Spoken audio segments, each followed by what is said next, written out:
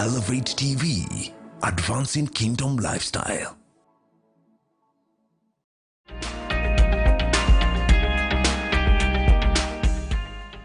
Ladies and gentlemen, welcome to another episode of the Gichuki Report. I'm your host, Godfrey Gichuki. And once again, very, very pleased to have you tuned in.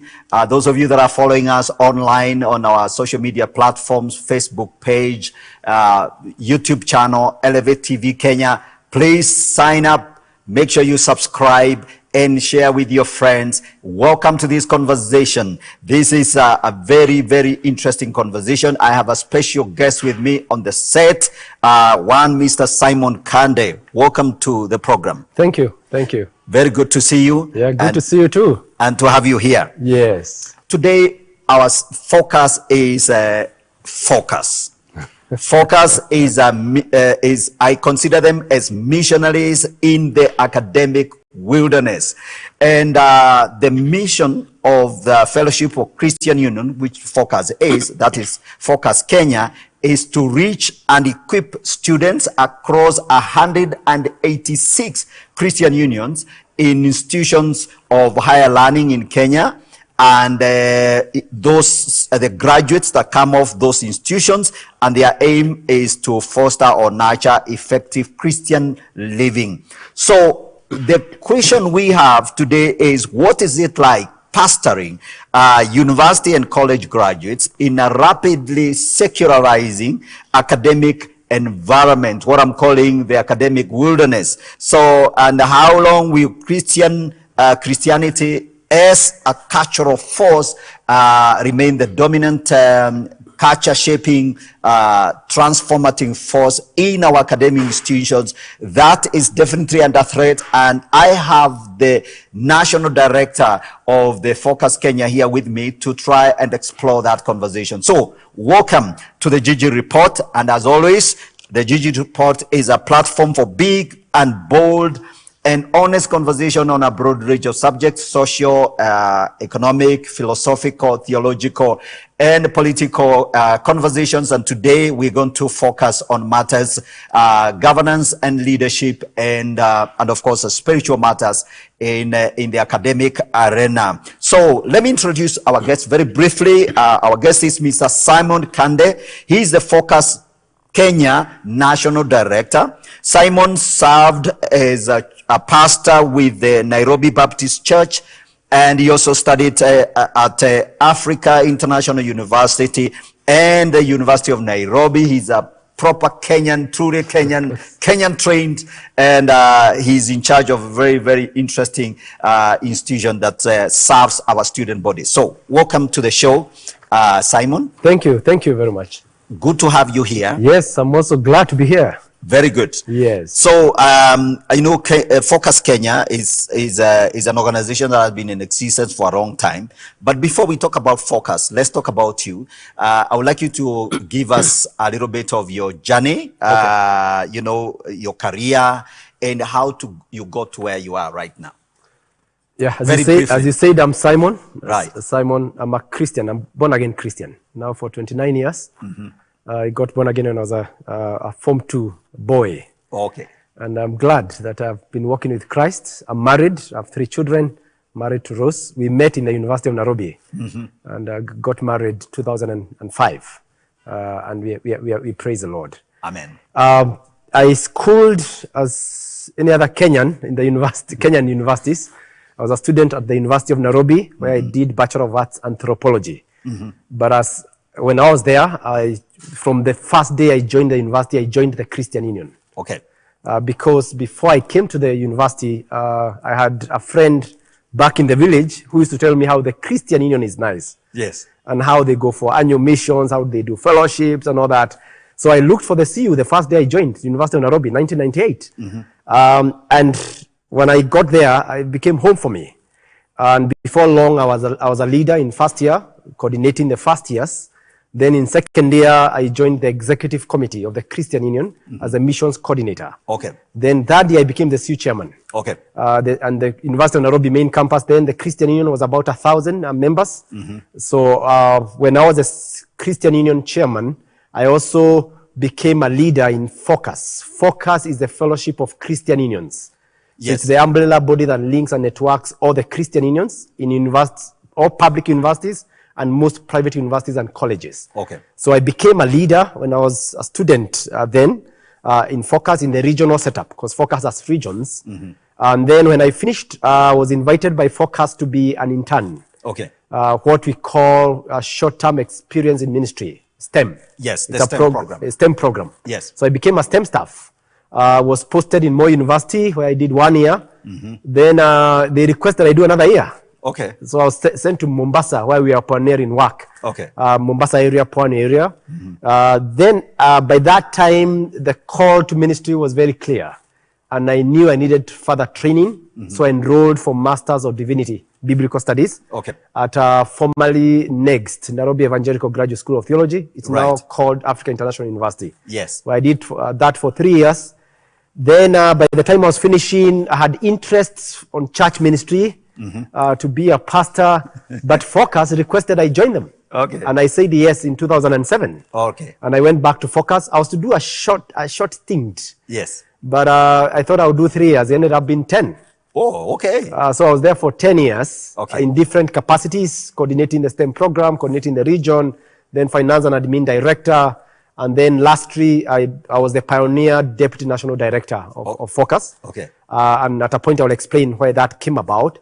Then when I finished my term, I felt it's time to go to church as a pastor. Okay. So I was invited by Nairobi Baptist Church, where I joined as a pastor in charge of operations. Okay. And thinking that I'm settled there and quite busy in God's vineyard in the church, last year, Focus invited me back to be the national director. Okay. So I joined Focus last year, July, Okay. as a national director. So that's who I am and my short journey. Absolutely. Yes. No, it's a beautiful journey. I think clearly it's, you have a passion and a call to do ministry. So I think right off the bat, when you arrived at the university, the call was on you already. I think that guy who told you that the Christian Union was a great place, I think that was your real mentor. Yes. Who shaped how you got involved in the ministry. Wonderful. So let's look at Focus. You served 10 years, then you went off to Nairobi Baptist. You served for 5 years. No, 3.5. 3.5 years. Yes. And then Focus called you and said, hey, come here. We are looking for you to lead this organization. So maybe you can tell us, what is it like leading Focus? And while at it, perhaps you can also expound a little bit of what exactly Focus is. So that will be very helpful for our audience. It's quite exciting, leading a movement of young people, because it's a students' ministry. Okay. And we say Focus is a movement. Okay. Because it aspires to shape the brain basket, the Christian brain basket of the nation. Okay. Because that's where, in the university, it's purely the brain basket of the nation, universities and colleges. Yes. So these are people who have been, gone through what we call academic sieves. They have been sieved from nursery school, from 4, class 8, some dropped, others continued, from 4, some dropped. These ones have made it. And also, they are Christians. Okay. So to shape the mindset there, to nurture them, to train them, knowing that in a few years, these people will be the opinion shapers. These people will be the policy makers. These people will actually be the leaders of the nation. Okay. And not just country, globally. Because once these biochemistry student graduates, yes, or these engineering student graduates, they can literally work in any part of the world. Absolutely. So it's quite an exciting thing to see a young first year coming in, being shaped by 3rd year, 4th year, then they graduate. Then you meet them after 10 years, and they are a church leader, or they are CEO of a company. All and right. they still have faith in Christ. It's such exciting. Absolutely. Yes. Absolutely. Yeah. Okay. That's amazing. And one of the universities, again, maybe we'll return to this issue of shaping these young minds. While we are discussing that, maybe I wanted to comment on one of the things that has been bothering me. I see like university campus life, campus is the arena. like it has changed over time. When you joined university, Christian Union was a very, very big movement. When I joined university, the Christian Union was the shaper of the university life. You know, the guys who like to riot and bring a discourse and all that were not really as famous as the Christian Union leaders. So the Christian Union leaders, or the Christianity, shaped the university for a long time, other than politics.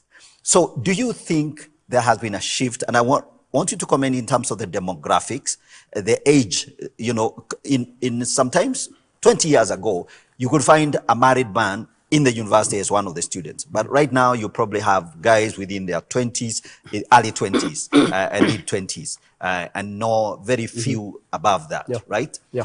So has that demographics change and shift over time shaped university ministry? I'll answer that as I also say how focus is structured and who focus actually is. Yes. I would generally say the Christian influence within universities, by God's grace in this country, has remained vibrant. Yes. Notwithstanding that there is a lot of pressure, external pressure, largely from the current postmodern ideologies that are there. Yes. That really want to take cover. And they are vicious, and we know it. But by God's grace, the Christian witness through the Christian unions in most of the universities in this country has remained very vibrant. Okay. It's even more vibrant in the newer universities, the ones that are formed in the last 20 years. Okay. It's actually extremely vibrant. We are seeing quite some decline in the older universities, the ones like University of Nairobi that has been there for many years. But the Christian witness is still there. Okay. Why I say so, and that could now go to how Focus is working and who Focus is. As I had said earlier, Focus is the umbrella body that links and networks all the Christian unions in universities and colleges. Yes. We are literally in all public universities in this country. Yes. And most private universities and colleges. Okay. We deal largely with diploma colleges and up. Yes. And we are currently working with 186 Christian unions. Yes. That's 186 campuses. 186 campuses. That's a huge across number. The country. Yes. Both universities and colleges. Yes. And we are divided into 7 regions. Okay. And the regions don't necessarily go as per the political geography. It's more the number of Christian unions in an area. Like now we have Southern Nairobi. Southern Nairobi picks up Christian unions from Upper Kabete all the way to Machakos. Okay. You have a Machakos University there. Yes. Then Northern Nairobi picks up from Parklands campus all the way to Garissa University. Okay. Or Garissa Town, because we have actually 4 campuses we are working with in Garissa. Okay. As we speak. Garissa University and 3 others. Okay. Then we have Mount Kenya, which now takes care of all there are close to 30 campuses. Both college and university campuses around the mountain. Yes. Then we have Central Rift. Central Rift takes care of the Nakuru area up to Nyahururu, that's Laikipia campus, all the way to Bomet. Okay. Masai Mara and Bomet. Okay. Then we have North Rift. North Rift takes care of Moi University and all the campuses around Eldoret, going all the way to Turkana. We have a campus in Turkana. Okay. Then we have Western region. Western is quite expansive because it starts from bit of Kericho and Kisii. And all the way to South Nyanza and Kisumu area and Western, all the way to Kibabii University. Absolutely. Yes, and then Pwani. Yes. Pwani region. Okay. So those are the regions, 7 regions. Okay. And all the Christian unions, because they have clear membership and they keep records. Yes. All the students in the Christian unions, as we speak now, there are 55,600 Christian students every year. Wow. And why I say every year is because they change every 4 years, is a different set. Exactly. Because there are some coming every year and some leave in every year. So Focus Ministry, we are reaching out 55,600 Christian students across the country. Right. But that is meant to change. This year we are working on an expansion plan because in the in the last like 7 or so years, the government has really invested in the TVETs. Okay. And they have become huge institutions. The former tiny polytechnics now are huge. Some of them will shock you. If you hear the numbers in Nyandarua Polytechnic or Meru Polytechnic, actually they are national polytechnics. Yes. So we have identified about 200 TVETs, diploma TVETs, that we need to start working with in the next 5 years. Okay. But 49 of them we needed to start working with this year. Okay. Beyond the 186 that are already working with Focus. Absolutely. And we just finished a staff review meeting last week. And we actually were able to do an audit that we have already started working with 41 new TVETs out of the 49. Right. So largely Focus now is working with about over 220 Christian unions across the country. That's something to praise God for and to thank God for, because when you look at the global demographics, yes, Focus operates under an international body called International Fellowship of Evangelical Students. Yes. That has close to about 170 countries, Focus-like movements, yes, across the world. Yes. And as we speak now, by God's grace, Focus Kenya is the biggest student movement globally in terms of numbers. Okay. And we really praise God to see the growth of this work. The numbers have grown. I was a staff of Focus by 2009, 2010. By 2009, Focus was only working with 67 Christian unions. Okay. But if you may remember the time of the Kibaki government, when university education was liberalized, literally to every county. Yes. We moved from 67 to 140 Christian unions in 3-4 years. Wow. So that by 2015, we were about 140. Right. And now, as I said, by early this year, we were at 186. And as we move to 2023, we'll be at 220. Now, so we can only thank God. That's a huge number. And, and that, of course, our viewers, you can tell I'm talking to the director. He knows his numbers, all right? So those of you that are running organization and you cannot crunch the numbers, you're not doing very well. So, no, Kande, Simon, that's wonderful. Yeah. And I think that's really, this program, we also want to challenge some of the people in the corporate and in church governance. That's, to run a Christian organization requires seriousness. I mean, I'm not saying that pastors are not serious people. They are very, very good people. And some of them are actually very good. So, but we are saying, I think it's good to really be clear, focused, strategic. You know where you're going, you know where you're coming from, and you can see how things are shifting. Yeah. Absolutely. So let's go back to the graphics. Yes, go ahead. These young people, how do you pastor? And it's a very interesting issue because you said we are dealing with 55,000 or thereabout. And they change every year. Yes. Out of the 55, every year you have like 10,000 go out. And then 10,000 join. Come in. Yes. And in 4 years you have a different set. In 4 years you have a different set. Yes. And these are your flock. You are the pastor.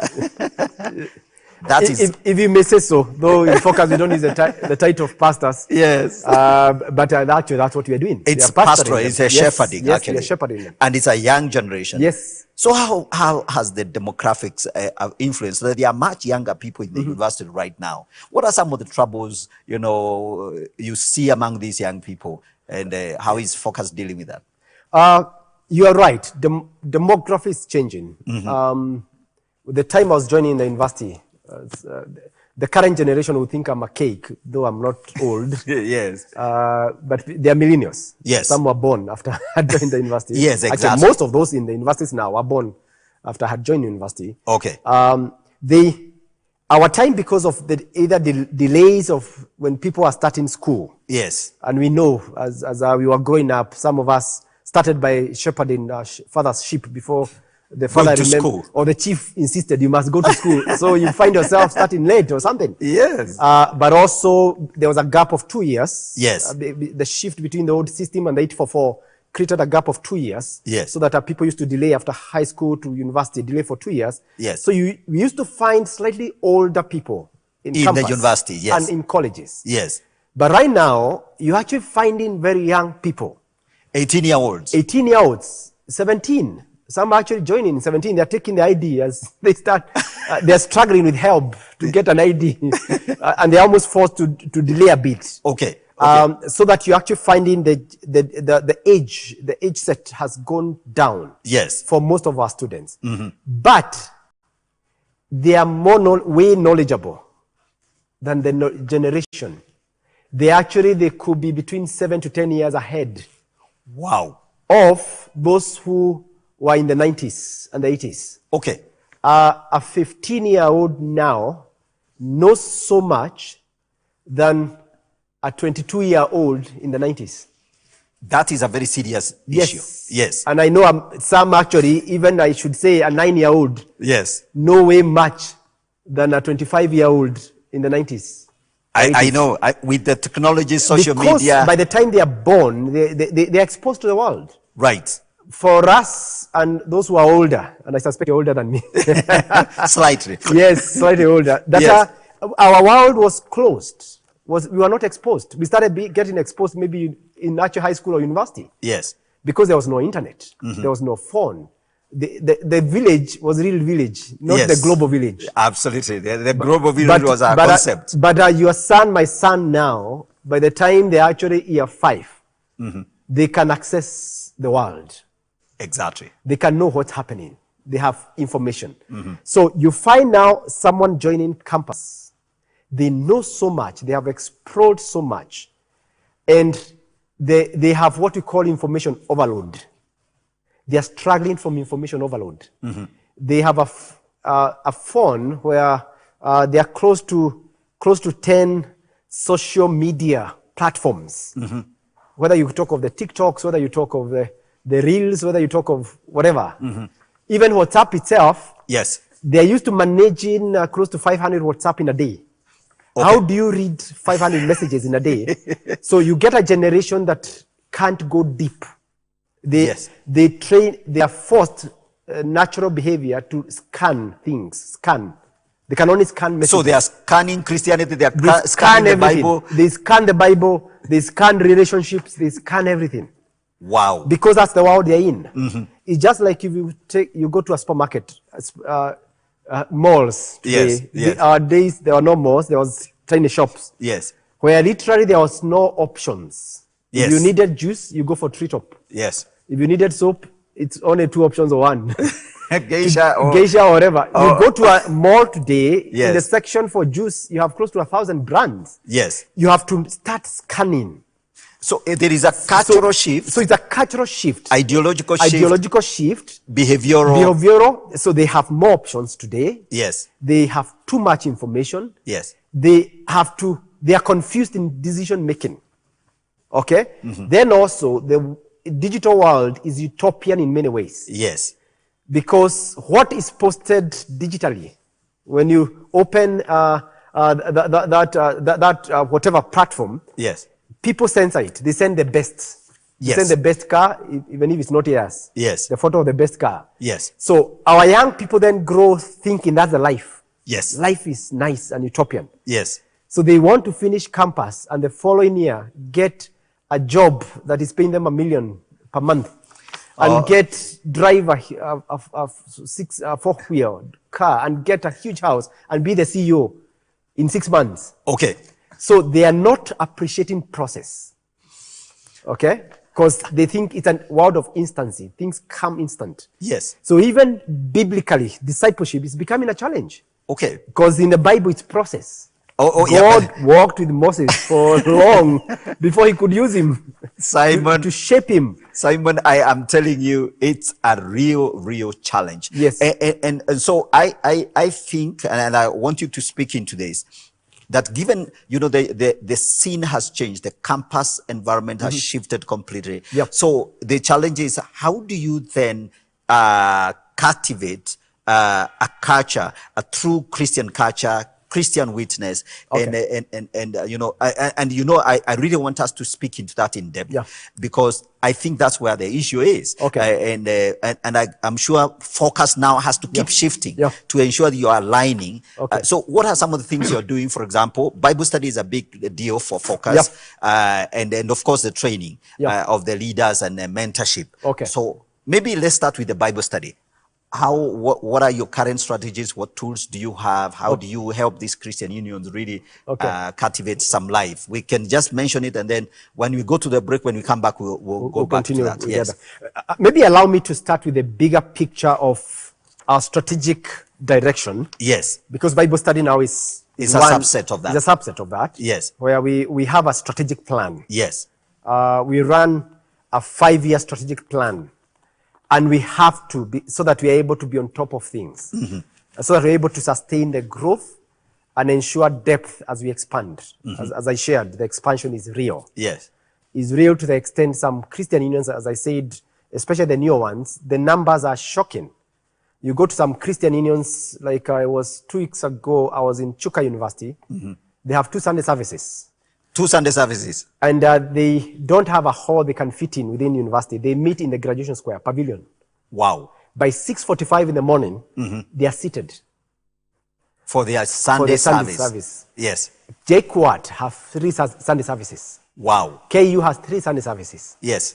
And that's the story across. So how do we then manage the expansion in terms of quantity and then quality? How do we go deep? How do we manage the changing trends that you have talked about, the challenges that we are facing today, you know, of pluralism, secularism, and the ideologies as we had just shared? Yes. The strategic plan helps us to manage that very well. Okay. Our strategic plan has 4 pillars. Okay. 4 strategic priority areas. Yes. And number 1 is discipleship.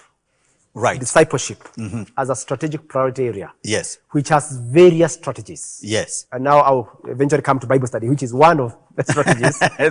Then we have, apart from discipleship, we have leadership development. Okay. Focus is known for leadership development. Okay, good. I'm going to hold you there. Okay. So we have mentioned those 2. We mentioned those 2. I'll mention the other 2, and then I'll go to discipleship and another few programs. Yeah. So, yes. To summarize, it's discipleship. Yes. And leadership development. Yes. Plus 2 others. Okay. Ladies and gentlemen, as you follow this conversation, I am talking to the director, Focus Kenya, and we are sharing about the challenge of shepherding this huge population of university and college students. 186 signed up Christian unions with the Focus Kenya is a huge task. And so I believe that we're going to be coming back to you and telling you how you can participate in this. So we're going to go into a short break. When we come back, we return to this conversation. Don't go away. Keep it Elevate TV. Grab yourself a cup of coffee, and we're coming back shortly.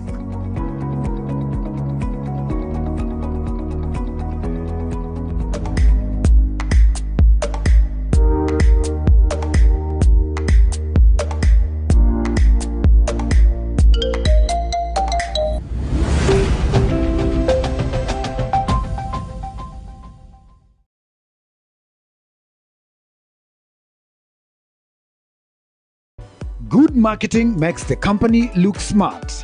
Great marketing makes the customer feel smart. Are you looking for a place to advertise your upcoming conference, church meeting, or ladies' meeting? Look no further. Elevate TV is offering you a chance to advertise from as low as 5,000 Kenyan shillings. Talk to us today. Call us on 0705 872237.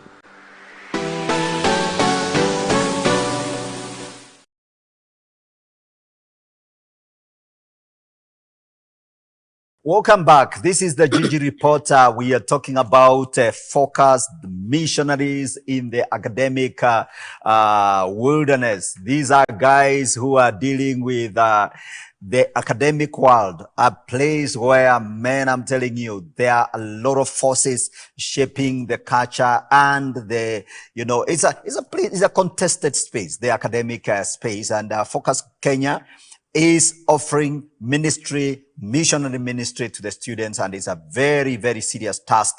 And I have on the set today the director, Focus Kenya director, Simon Kande here. And Mr. Kande, before we went to the break, we're talking about the 4 areas of focus that within the Focus Kenya strategic plan. And you mentioned 2 of them, discipleship and leadership development. What are the other 2, and what are the nitty-gritties of that? The other 2, I say discipleship. Yes. And discipleship, we have various programs. Yes. Which run on campus. One of them is actually Bible study. Yes. We produce Bible study materials. We have about 55 different titles. Okay. And the titles range from Bible characters or Bible expositions. Yes. So it can be a character of the Bible like Joseph, Daniel, study of Daniel, Joseph, and the like. Yeah. Or a study of Ephesians and the like, or topical. Yes. So some are also topical. Yes. Then there are a few other discipleship programs. Like now we have a program for first years when they begin. We have a program for first years, we call it Answer Fit. For finalists, we call it VUCA Fit. Then we have a Best P program across about 66 Christian unions. Best P means Bible Exposition and Self-Training Program. It's like a Bible school, a mini Bible school. Okay. For students and the like, and also even for associates who are interested. Associates are graduates, those who have already gone through the Christian union. Right. Then apart from discipleship, leadership development, I'm just going, clarifying each. Yes. Leadership development focus is known for raising leaders. Right. Since we were started in 1973. And by the way, we are celebrating our 50th anniversary next year. Wow. I hope we'll have a chance to talk about that in a moment. Yes. So leadership development is where we are keen in developing leaders. And our ministry philosophy is what we call apprenticeship. Yes. We allow the students to lead the Christian unions, to lead the organization of the Christian union, the ministry of the Christian union. Focus, as a secretariat, we support them. Okay. We train, we build capacity, and then they do it. Okay. Because we believe as they do it, then they actually are shaped as leaders. Actually, that's let me jump in there. And actually, maybe also it's a strategy that churches can use. What you're calling apprenticeship is training by doing it. By doing. So you have these young people. Yes. So you tell them you got to lead this Christian union somehow, and you got to do this, and you got to run your services. Yes. You got to decide the program, and design it and schedule it. Yes. It is your business, and you're going to do it. We know you don't know what you are doing, but we'll help you. We'll train you, we'll mentor you, we'll coach you. Yes, and we'll facilitate you. But you got to do it. You got to do it. Absolutely. As we speak, out of the 186 Christian union, each Christian union has a structure of an executive committee. Yes. Who are usually about 10 to 15. Yes. Then we have other subcommittee leaders. So top leadership of each CU will be like 25, 30 students. Yes. So if you multiply that by 186, you're talking about 4,600 Christian leaders. Wow. Every year. Yes. And all of them, we have to take them through leadership training days and reviews. Okay. We have to mentor them. We have to work with them. So that's part of the greatest, if I may call it, way of raising leaders. Because these leaders, after they graduate, they are churned out to the workplace, to the corporates, to the churches. And we teach them on issues of personal organization, issues of self-discovery, inner life of a leader, ethical leadership, transformational leadership, and all aspects. We have various other programs under leadership. Once in 3 years, we organize a major leadership conference. Yes. We call it National Leadership and Mentorship Summit. Okay. It's actually happening this January. Yes. From 2nd of January to the 6th of January, where we are bringing together the top 10 leaders of each Christian union. That's about 1,500. Yes. For about 4 or 5 days. Exactly. At Cooperative University. Right. To train and nurture them. All right. Then other programs under leadership will be an internship program we call it STEM. Yes. Which has been there for the last 29 years, since 1994, where we pick the top leaders across the country who have a call for ministry, and they become interns of focus for 1 year. The program started with 12, now we have 46. STEM is one of those amazing programs. I have met people. There are people here, even Kenyans who are working in the diaspora, who develop their mission and ministry capacity through the STEM program. It's an intensive training. They start, when they come in August, they start with a 2 weeks training, day and night. Right. Thorough. And then we have 2 other retreats in the course of the year. They have a team leader, there's a curriculum, they even do a research. Okay. And there are books they must read. One of it is Ordering Your Private World. Oh my goodness. And a few others. So that's leadership as a second strategic priority area. Yes. The third strategic priority area and our strategic plan is evangelism. Yes. We strongly believe students are better reached by their fellow students. Right. Because they are together 24/7. They are together in class, they are together in the hostels and wherever they are staying. They also speak the same language. Absolutely. Yes. So evangelism is critical. And even with the numbers that CUs have across the universities and colleges, all the CUs only have about 11% of the university population and college population. That's a big deal. If you put even other Christians in the universities and colleges that don't go to the CU, you have another 10%. Meaning, you have close to 75% to 80% of people who need to hear the gospel. And they are only in campus for 4 years. Yes. So we have intense programs for reaching out, for helping students to reach out. So every Christian union have a department for InReach, where they have programs every semester to reach out. Right. To their fellow students. Every year now, what we are doing, once first years come, like this year they came in August, September. We have a campaign for 100 days for what we are calling Each Fresher for Christ. Yes. Last year we did it, and about 4,600 got saved. Right. Across all the CUs. Yes. So evangelism is a critical strategic priority area and we have many stories of people who went to campus, they were drunkards, and students are vicious and violent for Christ.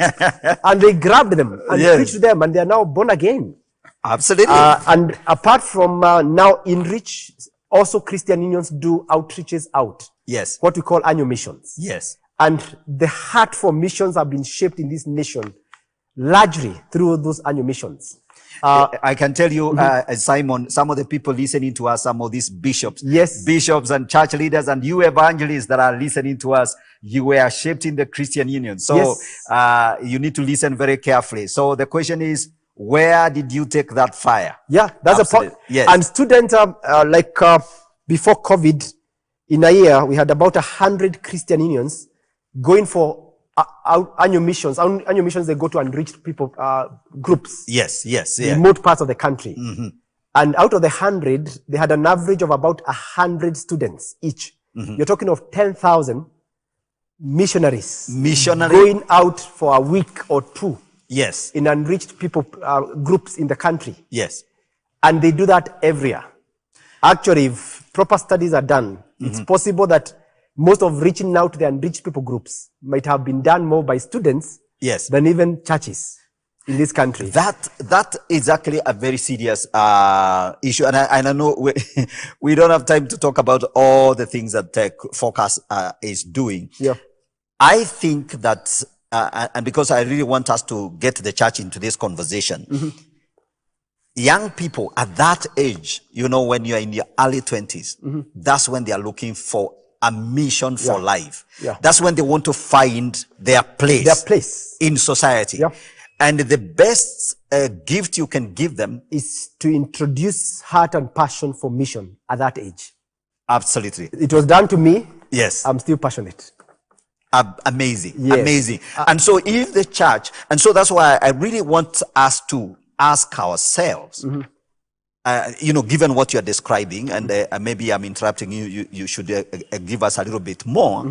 I also want us to go to the issue of how churches can get involved in that. Because if you say that, for example, 100 mission effort by the 186 Christian unions every year going to some of the remotest places means that these are the actual people who really are reaching out to the unreached in this nation.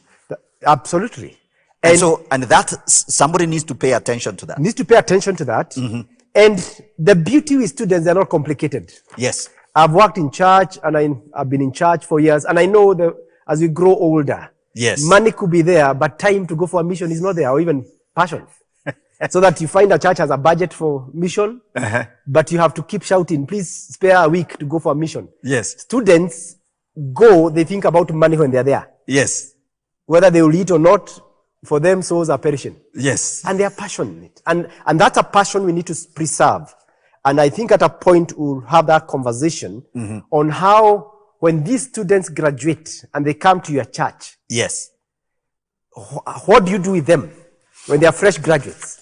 Because we know in a world that has multiple options, if this young person is not engaged by your church, if they're not given space to preach or to go out, it only takes 8 months to a year for the passion to die. Absolutely. And I think that's a huge conversation we need to have with churches, so that churches don't just see don't just see them when they are vibrant in the Christian Union. Because if every church goes for them when they're in the Christian Union, you miss that vibrancy. You miss that formation. Yes. And that's why Focus, we encourage, let the CU be. Partner with the CU, but when they are leaving and they are coming out, open your door. Get programs for them. They are not used to sitting down. If they come, sit down for a whole year, and there are many other things calling for their attention, they lose that passion. So evangelism is a strategic priority area that we have. We have various programs there, and in it also we have a conference. Yes, yes. Even discipleship, as I should have mentioned that, we have a conference called Ezra Conference. The Ezra Conference. Ezra Conference is a discipleship and scripture engagement conference. It comes once in 3 years. Yes. As I talked about the leadership summit. Now, missions, we have also a conference called it Commission Conference. Started in 1988. Yes. And I would actually say Commission Conference have shaped the mission agenda in many ways in this nation. I will interrupt you and let you know I attended the Commission 88. You are there. I was Wow. there. And I'm telling you, Wow. it completely I revolutionized attended Commission 2000. And your life was changed. My life was changed. Absolutely. So commission happens once in 3 years. So meaning every year we have a conference at a regional level. We are trying to have them at regional level because the numbers have grown, and also at a national level. Okay. So like now we have regional Ezras and then a national Ezra. Okay. Next year, December, we'll have the national Ezra, but in the course of the year, we'll have regional Ezras. Okay. Then our leadership summit was meant to happen in December, but we pushed it to January. Right. Then the other year will be commission, and the cycle repeats like that. Absolutely. The last strategic priority area, I say there are 4, is social transformation. Okay. Or what we call integral mission. Right.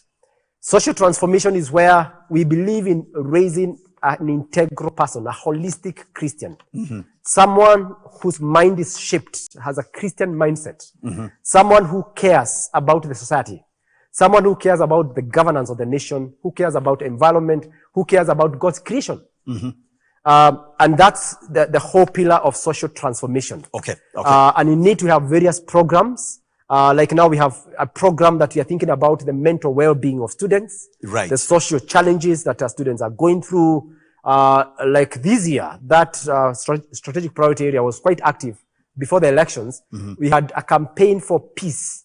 Yes. We are calling it Eneza Money that ran for 6 months. All right. Actually, we were accredited observers by IBC. Okay. And we had close to 150 students observing elections. Wow. Because we are wow. raising them as responsible citizens. Absolutely. That's and we feel that's a core that we have to shape them. So that when they live out there, they are also Christians who are out of the salt shake.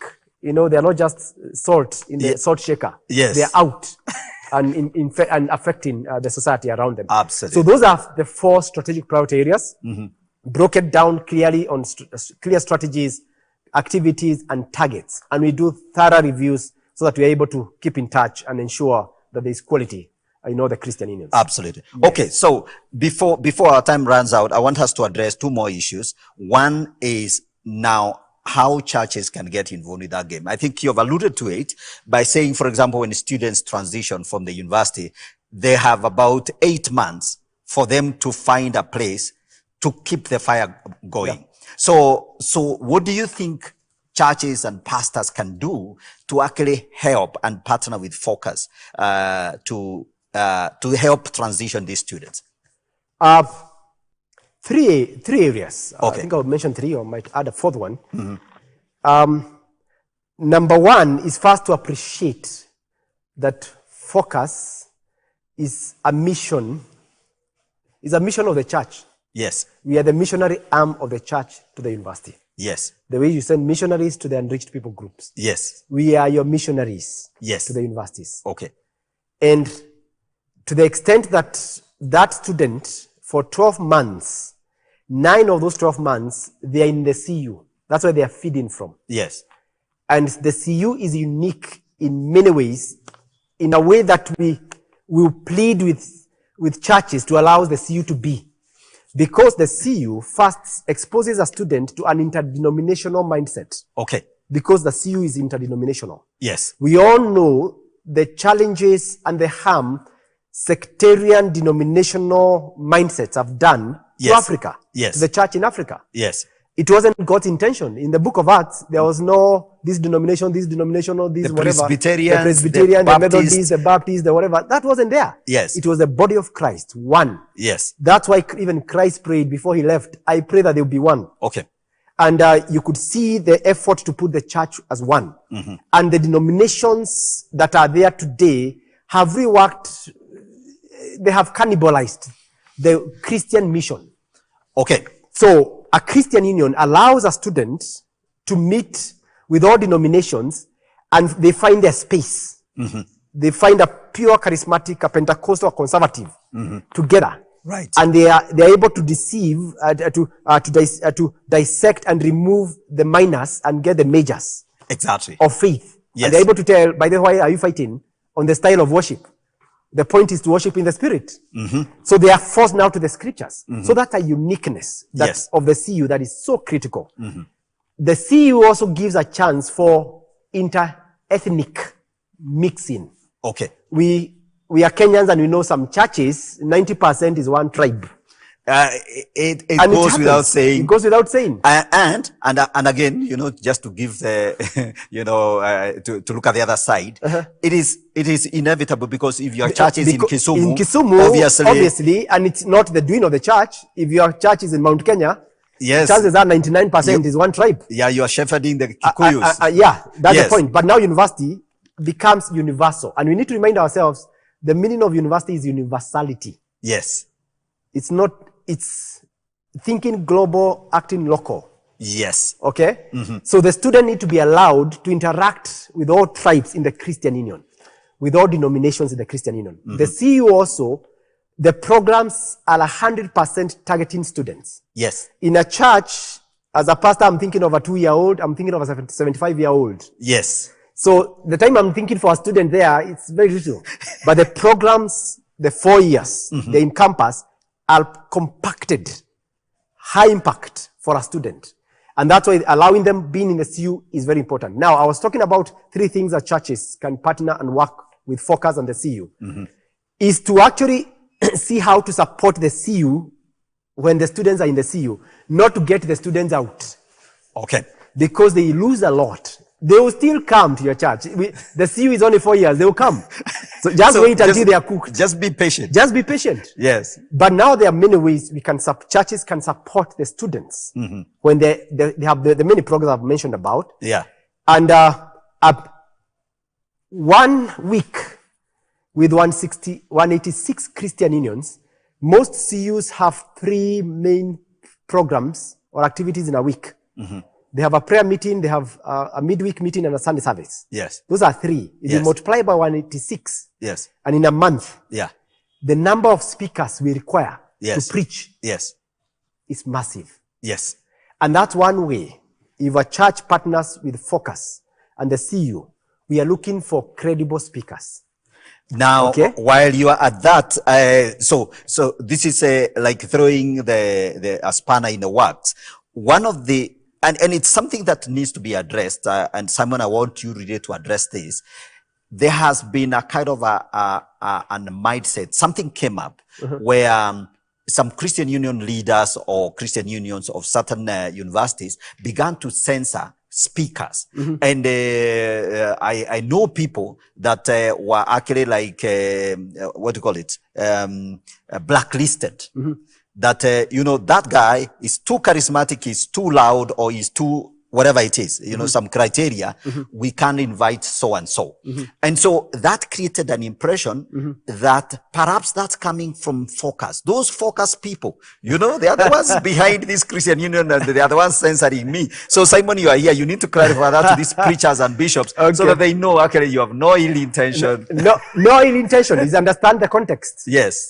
That first is that the CU leadership is 1 year. Yes. It changes in every Christian union every year. Yes. And those are many Christian unions. And you'll always find a group that first, either they're excited or excited. Yes. And it's always good to allow students to be ever excited as you train them. Yes. Because as I said, we allow some semi-autonomy. Exactly. So that they can learn and we can work with them. So it's possible to have a CU leadership or a chairman who comes and feels No, Apostle David Juma is not a good man. Yes, so that's a possibility. Keep him out of our Christian and that Union. should not necessarily paint a picture that that's a rejection across. Okay. No. But also, we train our students to be Bereans. Yes. In the book of Acts, where Bereans, as Paul was preaching, they were checking in the scriptures to see whether what he's sharing is right. Okay. Is correct. We remind them that in the university where they need to use their brains. Yes. Okay? But not overuse them. not quench the Spirit of God. Yes, yes. But to be able to have a sense of accountability, a sense of reasoning and all that. Why that is important, and you'll bear with me, Pastor, is that there is an influx of false teachings across Africa. Yes. We have seen people eating grass in the name of anointing. We have seen people being misused. We have seen a number of cultic churches and massive deliverance churches on television and all that. Which you can almost tell it's off. Yes. And most of those cultic churches are very aggressive and they want to get the young mind, the student. Yes. So the students have then now to check who is it that you are inviting to preach. Do you know the person? Do you know their doctrine? Because, as I said, this is a mix of interdenominational setup. Yes. Okay? Yeah. We have always to help them identify the right doctrine, because even them, where they came from, they came with a barrage of all doctrines. Absolutely. So because of that, then is to appreciate when they put a conversation and say, please appreciate that this is an interdenominational setting. That you actually have some people here who are hyper charismatic. Others are conservative. Actually, by the way, while you're on that, I want to tell some of these preachers, because I think once a preacher goes to the university, he can also get excited and say, my goodness, these are 2,500 students. I'm going to turn them into members of my church. Yeah. And do things or say things. Yes. And the students are bold. We have trained them to be bold. They'll ask you, what do you mean? Yes. Or if you came and said, you don't have to go to the university. Yes. Yeah, you don't have to pass. Yes, exams. Yet this student fees has been paid for them to be in the university. You actually should be there to help them pass exams to be like a Daniel in chapter 6. So they're excellent. Yes. And Daniel is still spiritual. Daniel is a prayerful man. Daniel is an anointed man. But also Daniel is excellent. That's why the king was planning to promote him. So because of that, then you find you can have either an errant group, even Focus once in a while will get a CU leadership in a year that also have difficulties. And we are patient with them and we work with them. But also now because of the influx of false teachings and the like, then we are careful also which churches are coming in. Absolutely. So that also we preserve the doctrine of sanctity. So there are certain broad guidelines, you would say? Yeah, there are broad guidelines, would say. And we may want to work with churches on that and invite churches to that conversation so that we're able actually to recommend this church. We know it. We know their doctrine is right, and please allow them to do ministry. We have come to that level because if you don't, then there are few CUs that have actually been messed up by doctrines that outrightly are off. The church can support, I need to finish the three things. The church can support students when they're in the CU, but also the church can support us, Focus, to minister because we are doing your work. Focus with the 55,000, we have only 90 staff across the country. That's a huge and task. 10 or 15 are admin. So you have about only 70 who are doing direct ministry. They are overwhelmed. Focus is locally funded. We are not part of the government budget, or we don't have any funding from actually any specific church or organization. We raise funds from different churches and individual associates or graduates or Kenyans who want to support the ministry. And I want to give you a chance, especially because you mentioned off the set that you have a project that you're working on and you'd like to invite Kenyans and churches. So perhaps before we run out of time, I think it's important for you to go direct to that and invite people to actually partner with Focus on that. Yes, we've, apart from supporting what we call ministry fund, one can also support them. Okay. Because they also raise funds. Okay. Then we are at a point where, because of the expansion and the numbers of students, we are capitalizing on mass training and mass conferencing. Mass training meaning if I'm a staff and I have 10 CUs and each has a 10 executive committee and I want to train them, I need a place I can bring all of them. So I have 1,000, I have 10 times 10, I have 100 and train them at once on a weekend. So we have a center in Kasarani, which we got in 1994, 2.5 acres. But the training facility is so limited. And because that time it could serve, but now it can't serve. So this project is actually to develop a student training center in Kasarani. So we are doing a construction. We call it Hatua. We are doing a construction, a modern student training center. And as we do that, we are also getting student training and mentorship centers in the 7 regions, And our budget is actually 300 million to be able to do the construction in Kasarani, have a proper place where students, your sons and daughters or grandchildren will actually be trained with all the things that you talked about. And as we do that, also we'll be able to get other centers in 5 other regions out there. We have a dinner coming on 2nd of December at St. Andrew's Multipurpose Hall, where we'll be able to, we are targeting to raise about 12 million on that. Yes. Absolutely. Now, Simon, I've got to end this program. I know we would have talked more and would have gone all the way. But thank you so much. You've shared with us a lot of wonderful insight and all that. Ladies and gentlemen, we got to end it there. This has been a very interesting conversation with my friend, Simon Kande, the Focus Kenya director, national director. And that's all we had for you today. And I believe you've learned a lot. You will get this information out there and find a way to participate. Leave your footprint on those social media platforms. And God bless you. Thank you for tuning in. We'll see you another day, same time, same channel. Keep it elevate. God bless you. Bye for now.